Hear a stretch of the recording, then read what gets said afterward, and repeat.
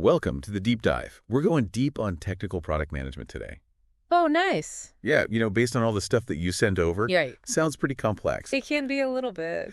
But our mission, I think, Yeah. is to try to help our listener, who is not technical at all, Right. really grasp what is essential about TPM. Absolutely. It's almost like if you're like a construction manager on a project, Yeah.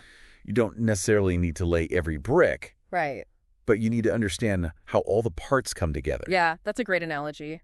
It can be a bit intimidating, Yeah. but you definitely don't have to be a coding wizard to be good at this. Okay, good. The key is really understanding how all the technical decisions impact the product Okay. and the business. So let's start unpacking this. Sure. The first module is the TPM mindset. Okay. And it starts out by saying you don't need to be an engineer, Right. which is reassuring to our listener. I'm Yeah, sure. too. But what does a technical product manager do that's different from a regular PM? So a regular PM is going to focus on things like Okay. market fit and user needs Right. and overall strategy for the business. Yeah. A TPM does all that, Okay. but they also kind of act as a bridge between the business side and the engineers who are actually building the product. Okay, so they're kind of bilingual. Yeah, exactly. They speak both languages. They translate all that technical stuff Yeah. into insights that everyone can understand. Okay, can you give me a real-world situation where that translation skill would be crucial? Sure. Imagine that your engineering team is dealing with what they call API rate limits, Okay. which basically means the external service they're using has restrictions on how much it can be used. Okay. Now, an executive might not understand what that means, Right. but they'll definitely want to know why a key feature is delayed. Yes, that sounds like trouble. It is, and that's where a good TPM steps in. Okay. And instead of saying, we've hit our API rate limits, they might say something like, we're optimizing our use of this third-party service Correct. to avoid any disruptions for our users, and I'll give you an update next week on our progress. So no tech jargon, No tech jargon. but the message is clear.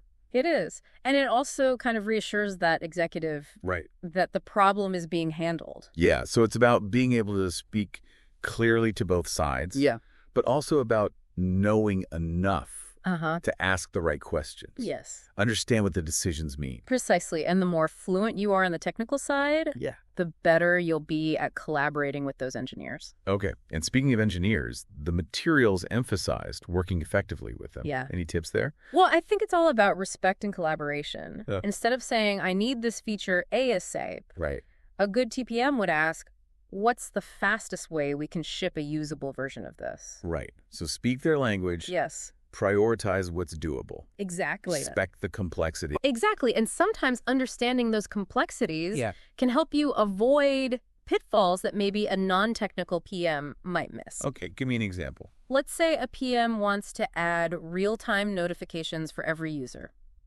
Okay. A TPM, knowing how that might strain the system, might say, Yeah. well, can we start with a smaller group of users or explore other options to make sure we don't run into performance problems? Right, because they have that technical fluency. Yeah, They can see those potential problems. exactly. They can guide the development process a little bit better. Okay, that's a great overview of the TPM mindset. Okay. Now let's move on to Module 2, Right? Understanding Software Development. Uh-huh. I'm kind of curious to dig into how software is actually built. Yeah, it's a fascinating process. Because a lot of people probably think it's like a factory, right? Yeah, they think it's very linear. Yeah. It's anything but. Is it messy? It can be. How so?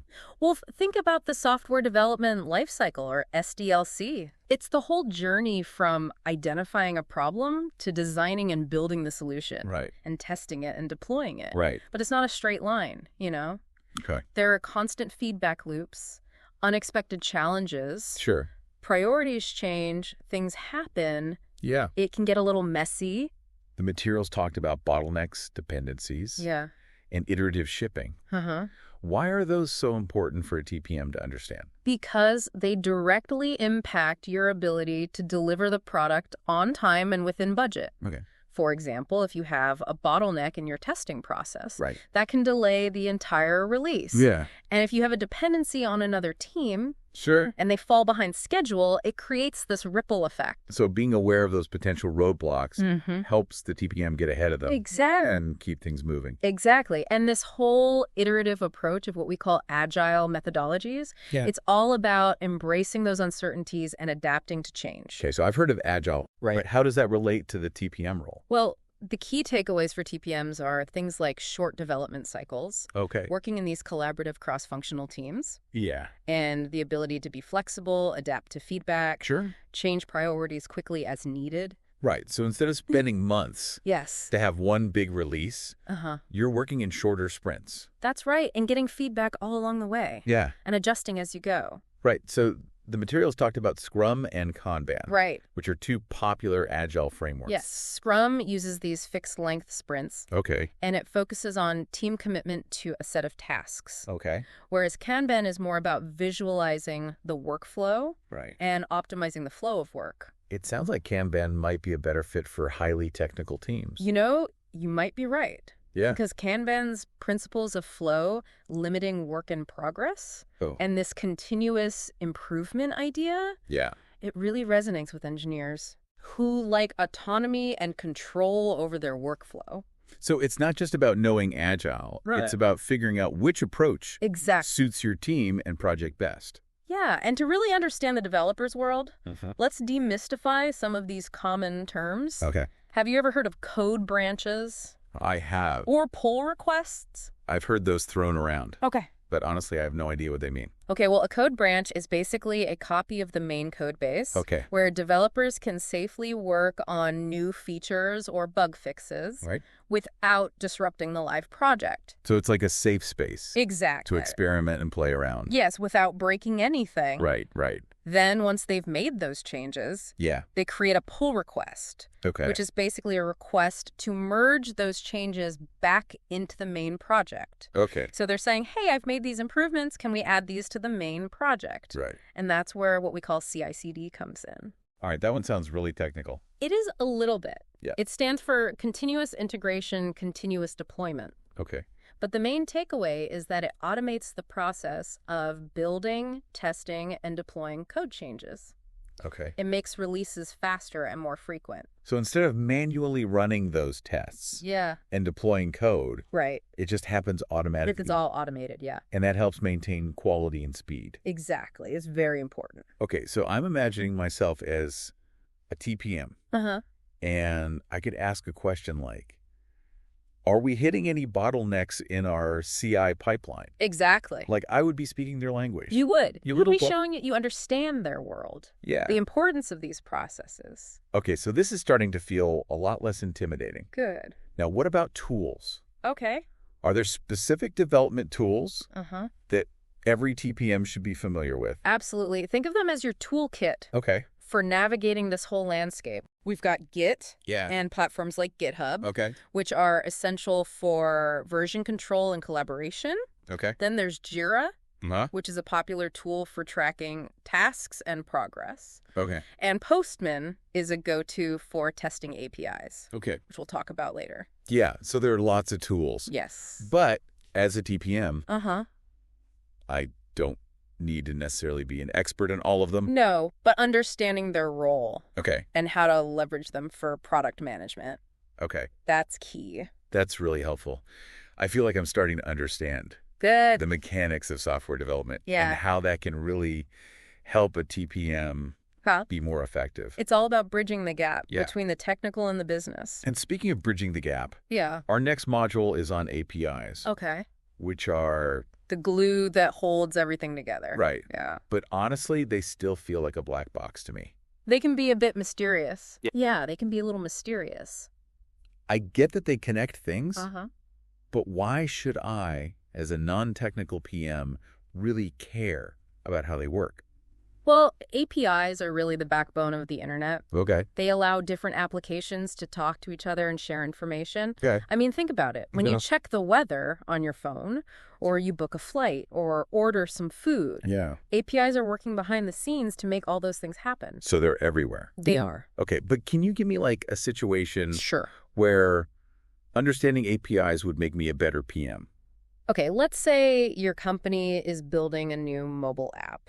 Okay. And it needs to integrate with a third-party payment processor. Okay, so like Stripe or something. Yeah, exactly. Something like Stripe. It's a common scenario. Very common. Yeah. As a TPM, you need to understand how that API works. Okay. What data needs to be exchanged. Okay. And what the security risks might be. Right. You'll be working with the engineering team to make sure that integration goes smoothly. Right. You might even need to negotiate terms with the payment processor. Okay, so understanding APIs allows me to ask the right questions. Yes. Make informed decisions. Advocate for both the user and the engineers. Exactly. And it helps you avoid those situations where you're kind of blindsided by some technical limitation that you didn't anticipate. Okay, I'm convinced. Okay, good. APIs are something I need to understand. Good. But the materials also mentioned REST and GraphQL. And honestly, those are just words to me. Okay, well, think of REST. Okay. Which stands for Representational State Transfer. Okay. Think of it like ordering from a menu at a restaurant. Okay. You have a set of dishes to choose from, each with their own ingredients. Okay. It's pretty straightforward and predictable. Okay, like a fixed menu. Yeah, exactly. Okay. GraphQL, on the other hand, is more like ordering a custom dish. You can choose exactly which ingredients you want. Okay. How you want them prepared. So GraphQL offers more flexibility and control. Exactly. Okay. And that can be really beneficial when you're dealing with complex data. Okay. Or you need to optimize for performance. So as a TPM, knowing the difference, I could ask which type of API is best for this and why. Exactly. Okay. You're assessing the technical implications, making informed decisions, and communicating effectively with your engineers. APIs are making more sense. Good. I'm glad to hear it. And what about SQL? Okay. Seems like another must-have. It is. For a data-driven TPM. Very important. But I'm not a coder. Right. Databases and queries can be pretty overwhelming. It's understandable. Yeah. But the basic concepts are actually pretty simple. Okay. Think of a database as a giant spreadsheet. Okay. And SQL, or structured query language, is the way you ask questions of that spreadsheet. Okay, so instead of manually digging through rows and columns, I can use SQL to find the data I need. Exactly. Let's say you want to know. Okay. How many users from a certain city signed up for your product last month? Oh. You could write a simple SQL query that says, select the number of users from the users table where the city is New York, and the sign-up date is within the last month. Okay. And the database will spit out that number for you. Oh, that's much faster than me. It is. Asking someone to find that for me. Yeah, and it gives you the power to analyze the data yourself. Okay. Explore trends, identify patterns. Okay, so I'm starting to see the value of learning SQL. Absolutely. But are there specific commands that a TPM should know? Absolutely. There are a handful of essential commands that you can use for a wide range of tasks. We've got select for retrieving data, where for filtering data, order by Y for sorting it, count AVG for calculations, and join for combining data from multiple tables. So if I master these, I can do a lot. You can do a lot. And it shows your engineering team that you understand data and you can have better conversations with them about how it informs the product. This is really cool. Good. I'm glad. But the materials also mentioned these data warehouses and pipelines. Right. Which sound a bit more technical. They are a little more advanced. Can you explain them to me? Yeah. So as companies grow and they collect more data from different places, like sales, marketing, customer support, they often need to move beyond a single database. And that's where a data warehouse comes in. It's a central place for storing and analyzing all that data. So instead of data being scattered across all these systems, it's all in one place. Exactly. It's like a giant library of data for your whole company. And what about pipelines? Data pipelines are the automated processes. That extract data from those different sources, transform it into a consistent format, and load it into the data warehouse. So they do all the work behind the scenes to make sure the data is ready for analysis. Exactly. So the warehouse is the library, And the pipelines are the librarians. I like that analogy. Right. Keeping everything organized. Yeah. And accessible. Exactly. And as a TPM, you might not need to build these pipelines yourself. Right. But understanding them is crucial for knowing where your data comes from. Okay. How it's processed. Yeah. And what limitations there might be. All right. I think I'm starting to get this data stuff. Good. Now, what about system architecture? Okay. Which always sounds so scary. It can be a little intimidating. But it's really just understanding how the different parts of a digital product fit together. Exactly. Like a puzzle. And why is that important for a TPM? Well, because those architectural choices impact the performance of the product. Okay. The ability to scale it as it grows. Yeah. And even the product roadmap. Okay, so this is not just something that the engineers should handle. No. You, as a TPM, need to be involved in these conversations. So where should I even start with this? Well, it's helpful to understand the basic layers of a digital product. Okay. We've got the front end, the back end, the database, and the cloud infrastructure. Those terms are starting to sound a little familiar. Good. Think of it like an orchestra. I love analogies. Okay, good. I'm a visual learner.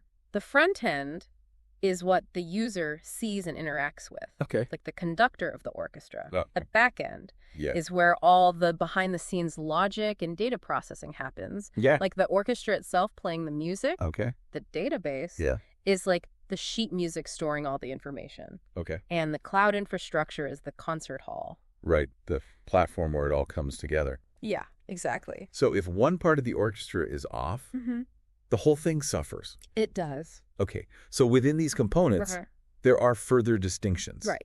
Like we talked about SQL and NoSQL databases. Yeah. SQL is like that structured spreadsheet. Yeah. Good for transactions, structured data. NoSQL is more flexible. Yes. Unstructured data. Like social media feeds and things like that. So knowing the difference between those helps me understand the limitations of the system. It does. It helps you make more informed decisions. And we talked about monolithic and microservices. Remember the cake analogy? I do, the cake analogy. Yeah. Monolithic is one giant cake. Microservices are modules. Yes. It makes it much more flexible and scalable. Yeah, you can update one part without breaking the whole thing. Exactly. Now, what about cloud infrastructure? Okay. It seems like AWS and GCP and Azure have totally changed how companies do things. They have. They offer computing power, storage, all these other services. It makes it so much easier to scale your application. Right. So it's almost like you have a whole team of technicians ready to do whatever you need. At your disposal. Yeah. Yeah. It's pretty amazing. Okay. So the module also talked about debugging and monitoring. Right. Which I guess are important. Very important. Let's make sure the product is running smoothly. You want to catch any issues early on? Now let's talk about security and compliance. Okay. We talked about that Equifax data breach earlier. It's a reminder that security cannot be an afterthought. Absolutely. It has to be baked in. From the very beginning. So the whole process. It's got to be part of the culture. Okay. And as a TPM, I don't need to be a security expert. No, not But I do need to understand the basics. The key concepts. Yes. Okay. And the materials did a good job of explaining things like authentication and authorization. That's a good place to start. I like how they compared authentication to checking your ID at the door. Right, like a bouncer at a club. Right. Checking your ID. And then authorizations is like you have to have the right key card. Yes, to get into certain areas. Yeah. That's a good analogy. So the module also talked about best practices for securing user accounts. Like using multi-factor authentication. Right. So that's where you have to enter a code from your phone or something. Yeah. In addition to your password. An extra layer of security. Exactly. It makes it much harder for hackers to get in. Okay. And it also emphasized limiting API access. Right. Using secure methods like oath and API keys. That's right. Okay. So that's to prevent unauthorized access. Yes. To sensitive information. Exactly. And what about role-based access control? So role-based access control, it's basically making sure that people only have access to the information and functionality that they need for their specific job. Okay, so not everyone gets the master key. Exactly. It minimizes the damage if somebody does manage to get into an account. Okay, yeah, so the module also explained data encryption. Right. That's basically scrambling sensitive information. Yeah. So even if somebody gets a hold of it, they can't read it without the key. Right, so it's like a secret code. Exactly. that only authorized people can unlock. Encryption can be used for data both when it's stored, which we call data at rest, and when it's being transmitted between systems, which is called data in transit. So it's protected. Yeah, no matter where it is. Both coming and going. Exactly. Okay, the module also talked about API security. Right. APIs are often a target for attackers. Because they're like the entry points. Yeah, they're kind of like the doors to your system. Right, right. So you have to make sure those doors are locked. Okay, so what are some of the ways to secure APIs? Well, strong authentication is really important. Okay. Like requiring API keys for access. Yeah, and rate limiting. Right, that limits how many requests can be made to the API. Okay, to prevent abuse. Yeah, and input validation. Right, to make sure that only valid data. Yes, well-formed data. Is being accepted. Exactly. That helps prevent things like that SQL injection we were talking about. Right, where attackers try to sneak in bad code. Exactly. And then the module explained cross-site scripting or XSS. Right, so that's where attackers inject malicious scripts into a website. And those scripts can do all sorts of nasty things. Yeah, they can steal user information. Okay. Redirect users to malicious websites. Right. Or even deface the website completely. So these are not things that we want to happen. Definitely not. So how do we prevent that? Well, carefully escaping user-generated content is crucial. So essentially you're neutralizing any code that could potentially cause harm. Exactly. Before it can reach the user's browser. Now, the module shifted gears a bit to talk about compliance. Right. Building secure products also means following the rules. Right. And it highlighted things like GDPR and CCPA, SOC2. Yeah, those are all important regulations that can impact how you build and manage your product. Can you remind me why these are so important? Well, they set standards for data privacy and security. Okay. And failing to comply can result in some pretty hefty fines. Yeah, you don't want to mess with those. No, you don't, and it can damage your company's reputation. And then the module wrapped up. Yeah. By talking about incident response plans. Right, because even with the best security measures, things can still go wrong. Yeah, there's always a possibility of a breach. There is, and you need to be prepared. Okay, so what should an incident response plan include?